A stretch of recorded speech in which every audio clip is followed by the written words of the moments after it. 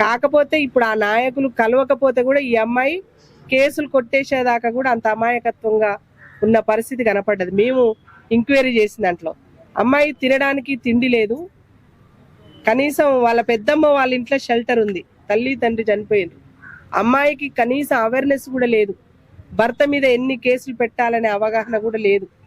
అంటే ఉల్టా డిఈఓ గారు మేము మొత్తం ఆ ఫైల్ మొత్తం తెప్పించి చూస్తే ఈ అమ్మాయి మీదనే పరువు దావా వేసిండు. ఇంకా 2 నెలలు అయితే 25 లక్షలు ఈ అమ్మాయి కట్టియాలి చూస్తున్న పరిస్థితి. ఎంత అసలు అమాయకత్వం ఈ అమ్మాయిదంటే అసలు అర్థం చేసుకోవాలి. ఈ అమ్మాయికి ప్రజా సంఘాలుగా అండగా ఉంటాం, వదిలిపెట్టే ముచ్చటే లేదు, న్యాయం జరగాలి. రేపు ఎస్పీ గారిని కలుస్తా ఉన్నాం. ఇంకోటి ఏంటంటే భర్త ఉన్న దగ్గరికి భార్య పోయింది.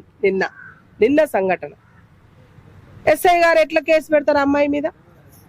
కేసు ఎఫ్ఐఆర్ అయిందని చెప్తున్నారు. అంటే భర్త దగ్గరికి భార్య పోకూడదా? అంటే ఆయన 2వ పెళ్లి చేసుకొని పిల్లలతో కాపురం చేస్తే కేసులు లేవు, కానీ ఈ అమ్మాయికి మాత్రం కేసులు. అది కూడా రేపు చూద్దాం ఎట్లా ఏం జరుగుతుందో చూద్దాం. మేము అనేది ఒకటే, న్యాయం చేయమని అడుగుతున్నాం. ఏ రూపకంగా న్యాయం చేస్తామో చేయండి. అమ్మాయికి సపోర్ట్ లేదు, పెద్దమ్మ వాళ్ళ ఇంటి దగ్గర ఉంటున్నది.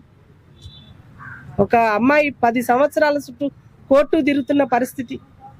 ఎక్కడ న్యాయం జరుగుతుంది మహిళలకి? అందుకనే ప్రజా సంఘాలు, మీడియా మిత్రులందరికీ కూడా అమ్మాయికి సపోర్ట్గా నిలబడాలి. అమ్మాయికి న్యాయం జరిగేంత వరకు అమ్మాయి అంటుంది రేపు ఎస్పీ గారిని కలుస్తా అంటుంది. ఖచ్చితంగా మా ప్రజా సంఘాలుగా మద్దతుగా ఉంటాం. మహిళా కమిషనర్ దగ్గర పోతా అంటుంది, అక్కడ కూడా మేము ఉంటాం.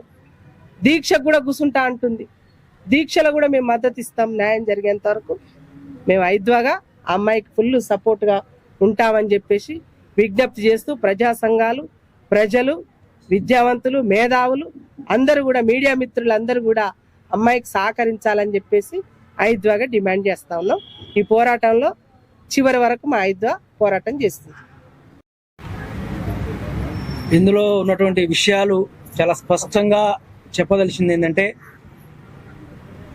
బొల్లారం భిక్షపతి భార్యగా బొల్లారం మాధవి చాలా స్పష్టంగా 2 టౌన్ పోలీస్ స్టేషన్లో ఇచ్చినటువంటి పిటిషన్ లోపల ఆమె ఏమేమి కేసులు వేసిందో డీవీసీకి సంబంధించి, అదేవిధంగా ఎంసీ మెయింటెనెన్స్ కేసుకి సంబంధించి, ఆర్సీఆర్కి సంబంధించి నా భర్త నన్ను తీసుకోమని చెప్పేసి ఏ ఒక్కటి దాచకుండా, ఏ గోదావరి కణంలో పెట్టినటువంటి కేసు ఏంది, అక్కడి నుంచి మిర్యాలకు ట్రాన్స్ఫర్ అయినటువంటి కేసులు ఏంది, అన్నింటిని కూడా సవివరంగా ఆ పిటిషన్లో వివరించింది. చట్టం ఏం చెప్తుంది? కోర్టులో కేసు నడుస్తుండగా ఆయన డైవర్స్ కేసు వేసిండు, ఏమో మెయింటెనెన్స్ కేసు వేసింది, అదేవిధంగా వరకట్న వేధింపుల కేసు పెట్టింది.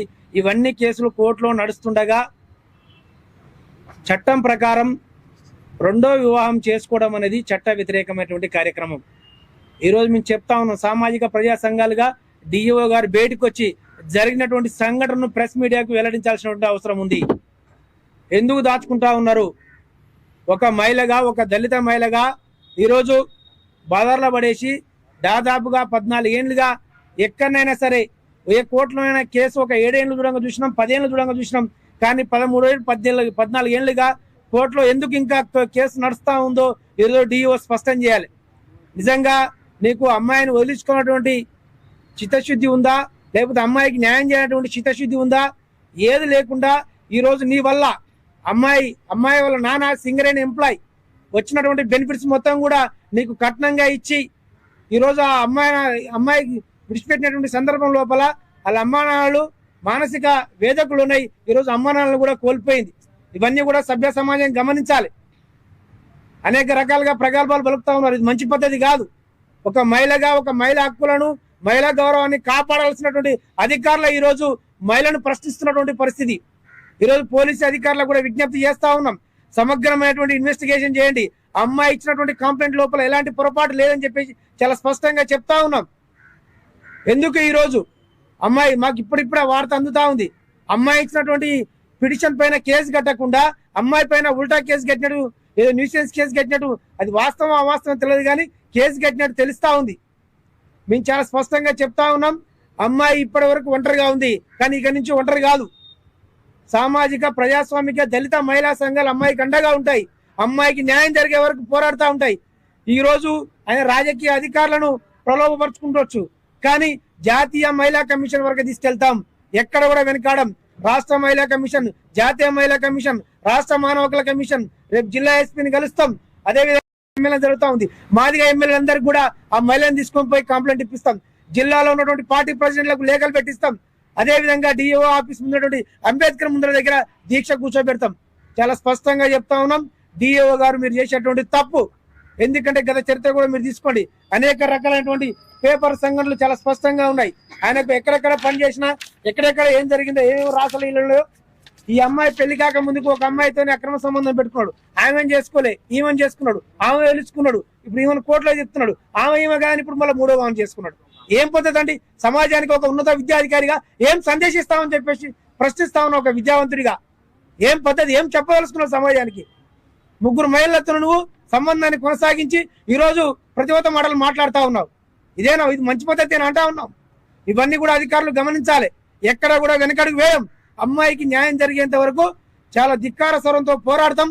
రాష్ట్ర స్థాయిలో పోతాం. ఎవరి గల్వాల్లో ఏం చేయాలో అక్కడ వరకు వెళ్తాం. ఎందుకంటే వెంటనే తక్షణమే నువ్వు అమ్మాయిని తీసుకుపోవాలని చెప్పేసి డిమాండ్ చేస్తాం. అమ్మాయి 14 ఏళ్ళుగా ఒంటరి మహిళగా ఉంది. నువ్వు ఎందుకుంటావు? 14 ఏళ్ళుగా నువ్వు ముగ్గురు పిల్లలకి అంటున్నప్పుడు మరి ఆమె కూడా వివాహం చేసుకోవాలి కదా. లేదు మరి ఏదో పెద్ద మనుషులు మాట్లాడుకుంటావా, లేకపోతే చట్టం ప్రకారం పోతావా? నువ్వు కోర్టులో కేసు ఉందని చెప్తాడు. కోర్టులో ఏం కేసు ఉన్నాయి? డైవర్స్ కేసు ఉంది, మెయింటెనెన్స్ కేసు ఉంది, అమ్మాయి నా భర్తను నన్ను తీసుకుపోమని వేసిన కేసు ఉంది. కానీ కోర్టులో నువ్వు ఇప్పుడు పెళ్లి చేసుకుని ముగ్గురు పిల్లల కన్నా కేసు కోర్టులో ఉందా? లేదు కదా. ఎట్లా చేసుకుంటావు పెళ్లి? నువ్వు కోర్టులో ఒక ఉన్నత విద్యాధికారివి పెళ్లి చేసుకోవచ్చా? చట్టం ఏం చెప్తుంది? ఒక హిందూ సాంప్రదాయం ప్రకారం పెద్దలు కూర్చున్న పెళ్లి కదా. అమ్మాయి లవ్ మ్యారేజ్ చేసుకోలే కదా. 6 లక్షల కట్నం ఇచ్చి 10 తులాల బంగారం పెట్టి, 30 తులాలు ఎండి పెట్టి, 5 తులాల చైన్ పెట్టి, రంగరంగ వైభవంగా 8 లక్షలు ఫంక్షన్ హాల్ పెట్టి చేసిండు అయ్యా. మొత్తం బెనిఫిట్స్ మొత్తం ఒక సింగర్ అయిన ఎంప్లాయీగా సర్వం నా బిడ్డ అనుకుని పెట్టుకురు. నా అల్లుడు మంచి ఉద్యోగస్తులు దొరికిన అనుకున్నాడు.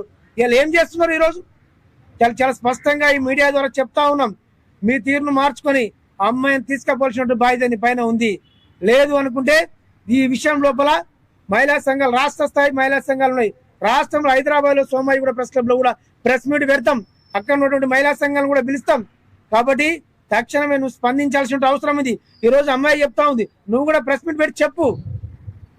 చెప్పకపోతే ఎవరు దోష ఎవరు నిర్దోష కూడా సమాజానికి తెలిసిపోతుంది కదా. కాబట్టి వీటన్నింటిని కూడా ఈరోజు మీడియా ముందు స్పష్టం చేసినాం. రేపు దశల వారీగా నల్లగొండలో ఉన్నటువంటి దళిత, బహుజన, మహిళా, సామాజిక ప్రజా సంఘాలుగా ఖచ్చితంగా మేము కార్యాచరణ తీసుకుంటాం.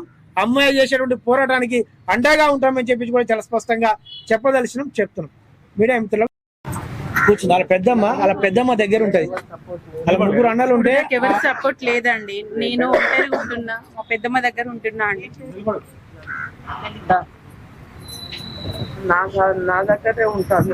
అప్పుడు చేసే లేకుండా అమ్మాయి వాళ్ళ మీద కూడా పడుతున్నాయి. నేను తీసుకుపోయేది నువ్వు కోట్ల మాట్లాడతా నువ్వు అమ్మ అనేటోడు. నిన్న కూడా కాళ్ళు పట్టుకున్నా సార్. అక్కడ పిల్లలు తీసుకుపోయింది సార్. ఆయన నాకు అమ్మాయికి దిక్కులేని పరిస్థితి ఏర్పడుతుంది. ఎట్లన్నా చేసి అమ్మాయిని కాపాడండి మీరే.